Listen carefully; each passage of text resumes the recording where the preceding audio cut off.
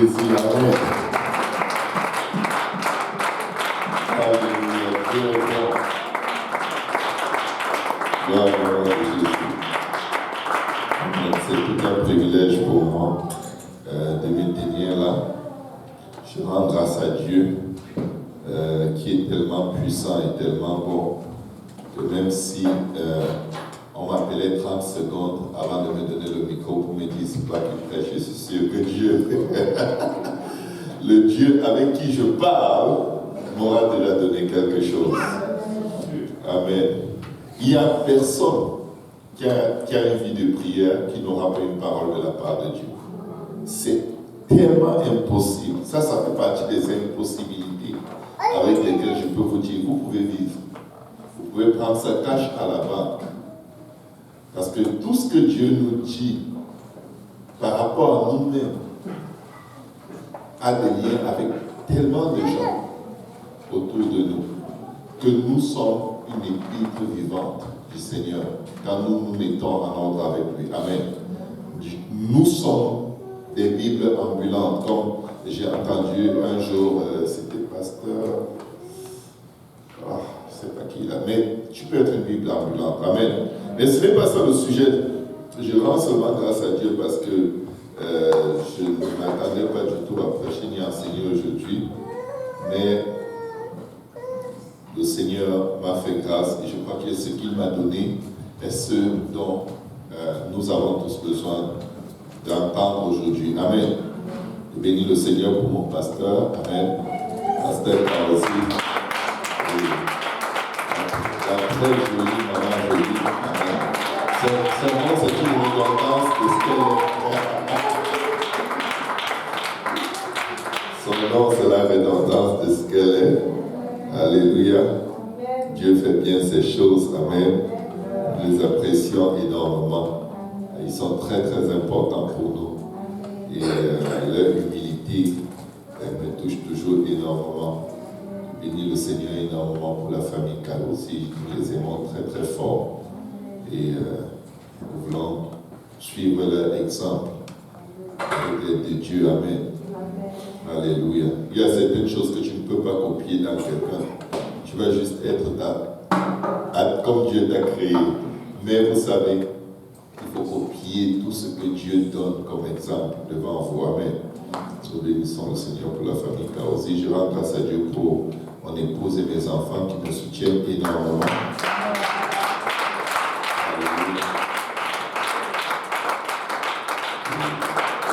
Ils sont vraiment, vraiment les meilleurs amis que j'ai dans tout ce que le Seigneur attend de moi.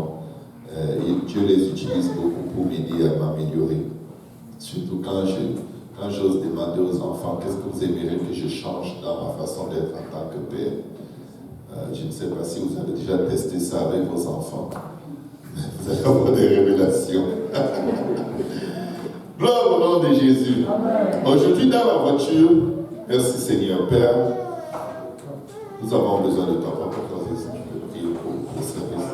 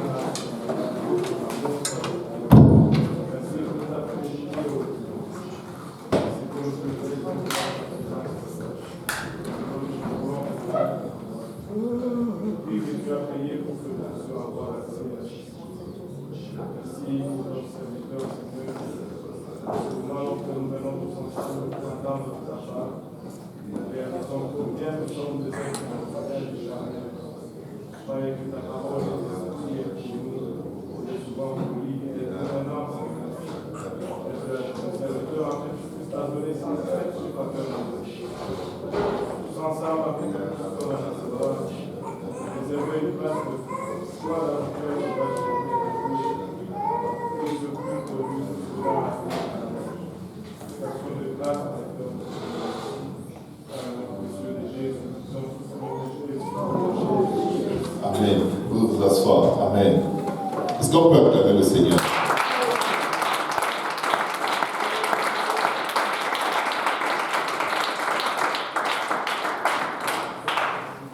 Tu peux prier. Ça, ce n'est pas dans mes notes. Mais je me sens de dire à quelqu'un, tu peux prier.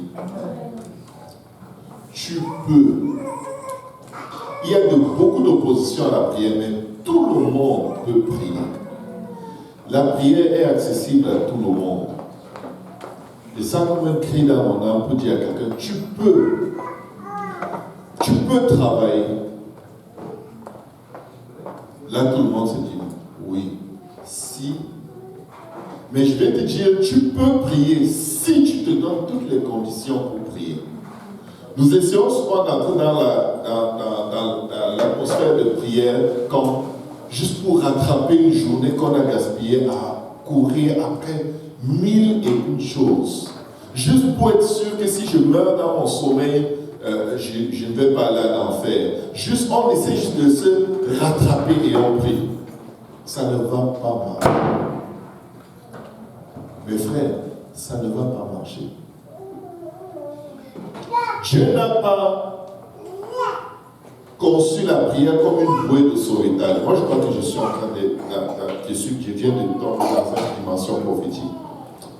C'est-à-dire, je dis des choses que je n'ai pas prévues et je reçois directement, je les donne. Dieu n'a pas prévu la prière comme une bouée de sauvetage.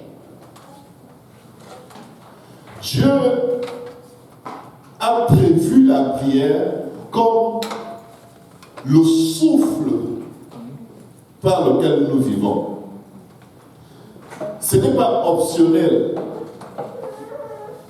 Si tu décides de couper ta respiration parce que tu as trop la paresse de respirer ou tu es trop occupé pour respirer, tu vas voir que de temps en temps tu essaies de rattraper ton souffle parce que tu sens que tu crèves. C'est ce que nous faisons avec la prière. On essaie tout le temps. Je mourrais déjà. Et après, là, on essaie de tout faire, le souffle coupé. Et quand on sent que la tête grossit déjà, et on va. C'est ce qu'on fait avec la prière. Mais ce n'est pas comme ça.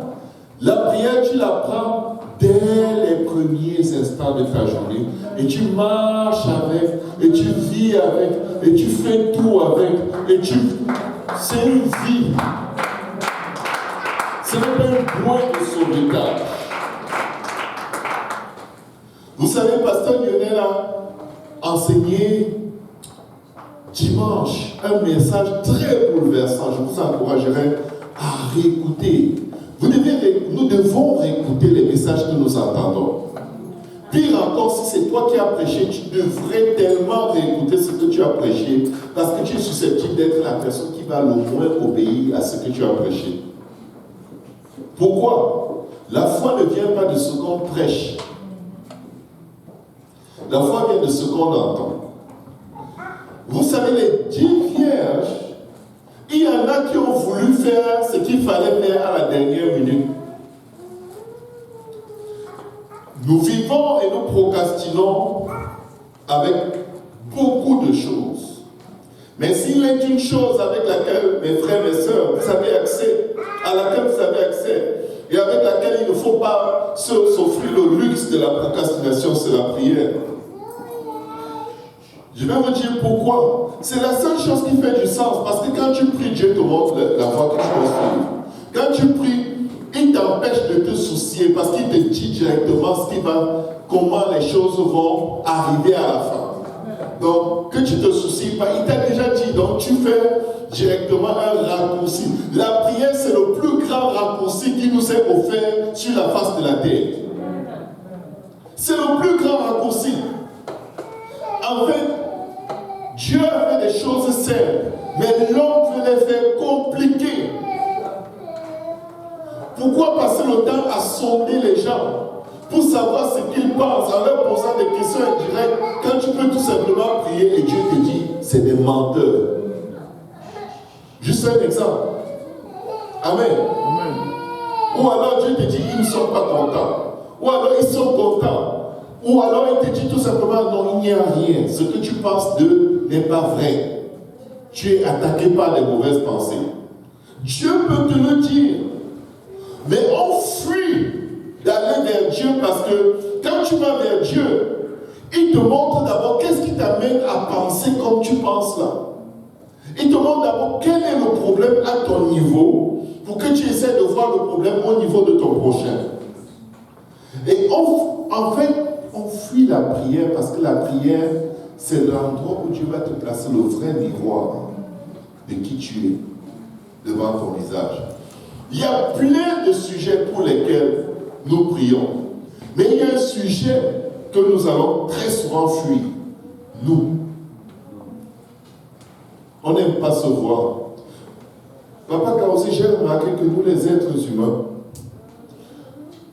on a tendance à tellement manipuler notre vie, placer les choses dans les proportions qui nous conviennent, et pour forcer les événements à être ce que nous voulons qu'elles soient. Mais quand on va en prière, Dieu te dit, ça, c'est pas comme ça. Sois clair, sois transparent, sois honnête. Tu n'as pas besoin de truquer les dés, ok? Tu les jettes, les chiffres qui sortent, tu fais avec. Mais ça fait que on a en fait peur de la prière. La chair a peur de la prière. La chair va te dire, prêche, enseigne, donne des études bibliques, monte, descend, fais plein de choses, chante, danse, cours, embrasse les gens ou, je ne sais pas, visite les malades. Mais la chair ne va jamais vouloir que tu examines les motifs pour lesquels tu les fais. La chair va te donner une apparence de piété, mais reniant ce qui en fait la force, le Saint-Esprit et la vérité que Dieu a envie de te dire. Comment peut-on comprendre que dans 100 ans, personne de nous ne sera plus là? J'ai dit ça un jour à un papa qui a presque 70 ans. Il m'a dit au nom de Jésus, il sera là. Le Père.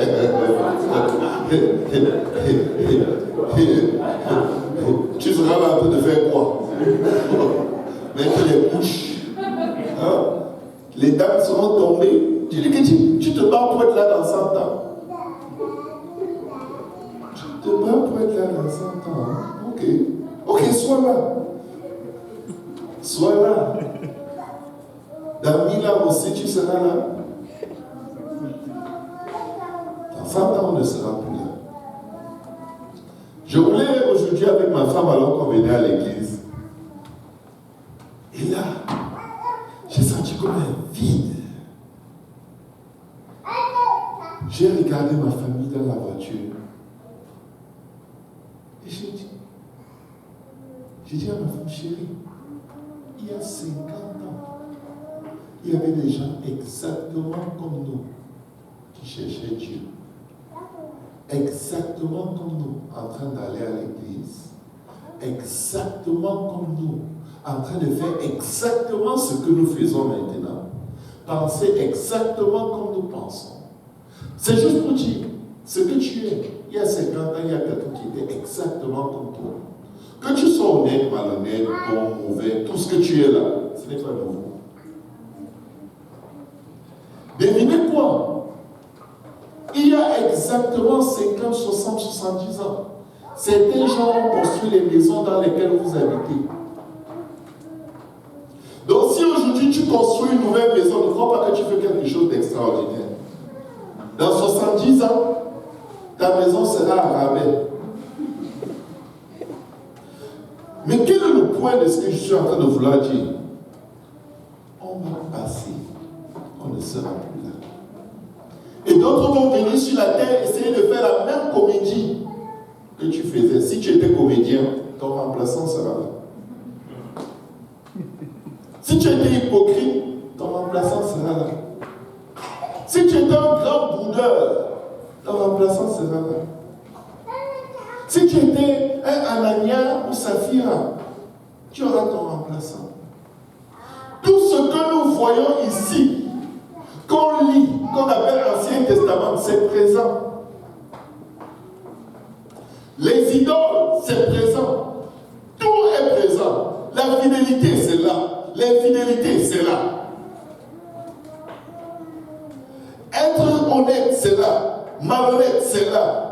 Les gens qui sont frappés réellement dans la présence de Dieu, ça se passe aujourd'hui. de répéter, mes frères, mes soeurs et moi-même, nous sommes en train de répéter des choses, des caractères et des traits de caractère qui ont déjà été là. Les rébellions, ça a déjà existé. Parfois, quelqu'un est rebelle. Il est tellement rebelle qu'il a l'impression que ses muscles ont augmenté. Et qui est rebelle dans ta tête? Tes muscles sont les mêmes. La rébellion n'est pas une force, c'est une faiblesse. Il n'y a que les forts qui sont soumis. Parce que les forts sont capables de briser leur propre chair pour marcher humblement devant Dieu. Il n'y a que les forts qui pardonnent. Parce que la colère, l'amertume et la rancune te gardent en captivité dans les chaînes qu'il faut briser. Et il faut être très fort pour les briser. Donc tout ce qui peut t'animer aujourd'hui, qui te donne l'impression que tu es quelqu'un parce que tu es comme ça, c'est des mensonges. On va aller dans les Écritures pour chercher à savoir où est-ce que nous serons dans 100 ans. Juste pour que quelqu'un comprenne. Là où tu es aujourd'hui, tu y seras probablement le jour où ton dernier souffle va te quitter. Examine un peu ta vie. Examinons nos vies. Ce que nous faisons aujourd'hui, nous allons le faire demain. À moins de nous repentir. À moins qu'on change le cours des choses maintenant.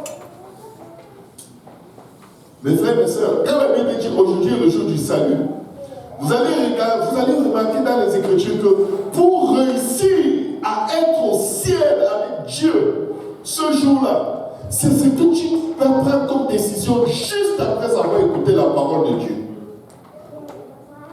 Et c'est que pas juste prendre des bonnes décisions et bien pleurer sur ton banc, ta chaise ou à l'hôtel, et après, avant que tu ne sois chez toi, tu es redevenu toi-même.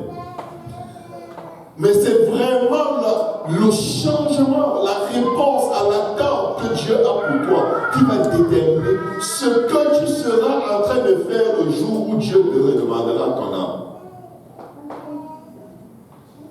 Alléluia. Une génération vient, elle s'en va. Une autre génération vient et accomplit les choses de son temps et elle s'en va. La génération des gens qui ont construit, comme je disais, la plupart de nos routes, de nos autoroutes, ils ne sont plus là. On les appelle les Jacques Cartier, les Trudeau, ils sont où? Ils sont où? On dit même, Pierre-Éliott Trudeau, tu n'as même aucune image de qui il était. Ce n'est qu'un nom, ce n'est qu'un son pour te dire où tu vas. Tu vas à l'aéroport. Quel aéroport? Pierre-Éliott Trudeau, c'est l'aéroport. Point final. Tu n'as même pas une idée de qui il était si tu n'étais pas instruit par rapport à ça. De même, dans quelques décennies, on prononcera ton nom. Ça va être juste, oh, c'était un frère, il était trop gentil. Mais ça, c'est au niveau des hommes. Au niveau de Dieu, qu'est-ce qui va se passer? La Bible dit dans Genèse 1, verset 31, Dieu vit tout ce qu'il avait fait, et voici cela était très bon. Ainsi il y eut un soir, il y eut un matin, ce fut le 6e jour. Dans Genèse au chapitre 1, la Bible parle du 6e jour sans parler de la création de l'homme.